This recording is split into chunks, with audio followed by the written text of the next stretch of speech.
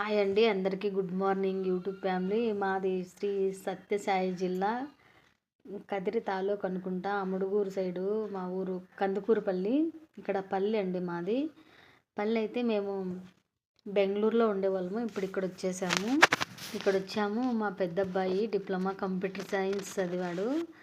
మా చిన్న అబ్బాయి సేమ్ చదువుతున్నాడు. మా పెద్ద అబ్బాయి మాకు సపోర్ట్గా మా దగ్గర ఉన్నాడు. ఓకే, మాకు కష్టమైతే ఏం లేదు. తన లైఫ్ తను చూసుకుంటున్నాడు, తన బతుకు తను బతుక్కుంటున్నాడు.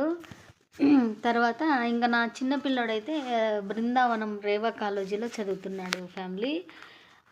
ఎందుకంటే కొంతమంది నా వీడియోస్ చూస్తారండి, నా వీడియోస్ చూస్తారు, ప్రతి ఒక్క వీడియోను చూస్తారు, అబ్జర్వేషన్ చేస్తారు.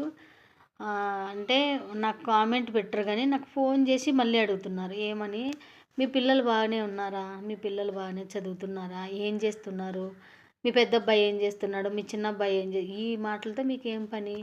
ఒక్క వ్యక్తి మాత్రం నన్ను అట్లా అడుగుతుందండి. ఎవరని మీరు అడగచ్చు, నేను వాళ్ళ పేర్లు అయితే నేను ఈ వీడియోలోకి తీసుకురాను ఫ్యామిలీ. తర్వాత అయితే మళ్ళీ నీకు అంటే నువ్వు మగపిల్లలను కనుక్కున్నావు, ఇంకా నీ బతుకు అంతేలే, నిన్నెవరు బాగా చూసుకోరు, నీకు పెద్ద ఆపరేషన్ అయినా కూడా నిన్ను అసలు పట్టించుకుంటా లేదు. ఎందుకు ఈ పిల్లలు ఎందుకు చూస్తారండి నా పిల్లలు. మా ఆయన ఉన్నారు కదా, పెద్ద మా ఆయన ఉన్నాడు, మా ఆయన చూసుకుంటాడు. మా పిల్లలు ఎందుకు చూస్తారండి, వాళ్ళు చూస్తారు. వాళ్ళు ఏమ్మా ఎట్లుండవు ఏమైనా అడగచ్చు, అంతేగాని వాళ్ళు ఎందుకు చూడాలని నేను అనుకోవాలి. నేను ఇంకా బాగున్నా కదండి, నేను గట్టిగా ఉన్నా, నేను చేసుకొని తినగలను డైలీ. ఇప్పుడు ఆపరేషన్ అయినా కూడా 2-3 బ్లౌజులు ఒక 300 అయినా నేను సంపాదించుకుంటున్నాను ఫ్యామిలీ. అట్లా నా పిల్లల్ని ఇంత చదివించినారు మీరు జాబ్ చేయలేదా, ఎందుకు చేయలేదు, ఎక్కడ చేయలేదు, ఎందుకు ఆ పిల్లోడు ఏమైంది అని. వాని ఇష్టం, అది వాని ఇష్టం. మేము ఎడ్యుకేషన్ ఇచ్చినాము, చదివేది జాబ్ చేసేది అంతా వాని ఇష్టము. మేమెందుకు అట్లా వాడిని ముందరికి అంటే మేము చెప్తాము, చూడైనా చదువుకో, ఇంకా జాబ్ చేసుకో అని చెప్తాము. వాని ఇష్టము, వాని ఇష్టానికి వదిలేసినాము.